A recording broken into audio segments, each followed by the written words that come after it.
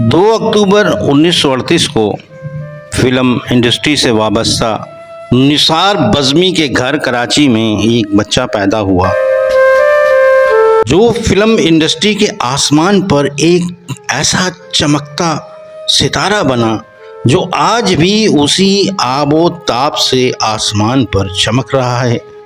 मरने के बाद आज भी वो लोगों के दिलों में जिंदा है, एक रोशन और खूबसूरत याद बनकर।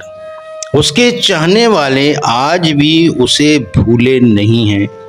पहले दिन की तरह वो आज भी उनके गुलिस्ताने दिल में एक महकते हुए फूल की तरह तरोताज़ा चॉकलेटी हीरो के तौर पर मौजूद है। वहीद मुराद आला तालीम हासिल करने के बाद फिल्म इंडस्ट्री की तरफ आ गए। उनके वालिद निसार मुराद एक प्रोड्यूसर थे, लिहाजा वहीद साहब ने भी अपने कैरियर का आगाज़ बतौर प्रोड्यूसर के किया। लेकिन जब उन्होंने देखा कि मशहूर अदाकार हमेशा देर से सेट पर आते हैं, जिसकी वजह से प्रोड्यूसर और डायरेक्टर को अपने काम में परेशानी होती है, तो इस बात पर वो परेशान हो गए।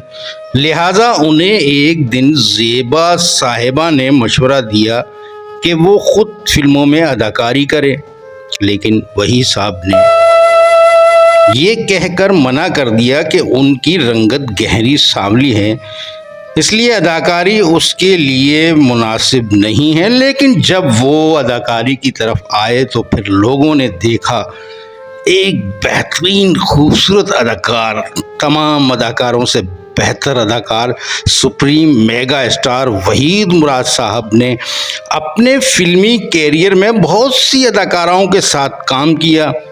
बल्कि उनकी ये खासियत रही है कि वो किसी भी हीरोइन के साथ अच्छी केमिस्ट्री बना लेते थे और उन्होंने कभी किसी हीरोइन के स्टारडम का सहारा नहीं लिया और हर फिल्म में वन मैन शो परफॉर्म किया।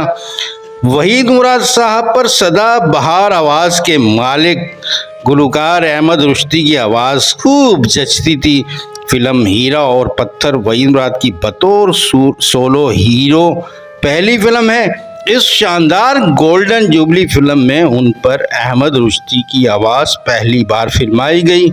ये सोलो गाना गोरी सिमटी जाए शर्म से, दिल का भेद छुपाए हमसे, वहीद मुराद साहब पर फिल्माया गया। अहमद रुश्ती का पहला गाना, उसके बाद वहीद मुराद और अहमद रुश्ती की ऐसी केमिस्ट्री बनी कि ये दोनों एक दूसरे के लिए लाजिम मलजूम हो गए। वहीद मुराद साहब का हेयर स्टाइल, बालों का अंदाज और दिलकश मुस्कुराहट नौजवानों में एक फैशन बन गई थी। वो सिर्फ एक अदाकार नहीं थे बल्कि ट्रेंड सेंटर थे।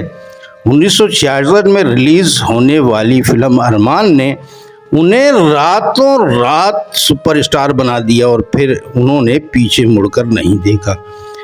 एक दुनिया उनकी दीवानी हो गई। लड़के उसके हेयर स्टाइल अपनाने लगे। उनका हेयर स्टाइल सरहद पार भी मशहूर हुआ। लड़कियां उनके रास्ते में अपना दिल बिछाने लग गईं। शोहरत का नशा बड़ा जालिम होता है। ये आदमी के अंदर तकब्बुर के जरासीम पैदा कर देता है और फिर यही जरासीम शोहरत की बुलंदी पर मुस्कुराने वाले आदमी को आहिस्ता आहिस्ता नीचे घसीटना शुरू कर देते हैं। और फिर ये हुआ कि एक वक्त ऐसा आया कि उनसे उनके अपनों ने नजरें फेरना शुरू कर दी। वो लोग जिनको वहीद साहब इंडस्ट्री में लाए थे वो भी वहीद साहब से कतराने लगे और ये दरख्शा सितारा उनके रवैयों से आहिस्ता आहिस्ता मांद पड़ने लगा। और फिर वो उम्र जिसमें बहुत से अदाकार अपना हीरो इमेज बनाते हैं, इस उम्र में 23 नवंबर 1983 को ये दरख्शा सितारा हमेशा के लिए डूब गया। उनकी मौत ने पूरी फिल्म इंडस्ट्री को सोगवार कर दिया, लेकिन उनकी यादें आज भी जिंदा हैं। वहीद साहब सिर्फ एक अदाकार नहीं थे, वो एक एहसास थे, एक दौर थे। और आज भी जब पाकिस्तानी फिल्मों की बात होती है तो उनका नाम सुनहरी हुर्फों में लिखा जाता है।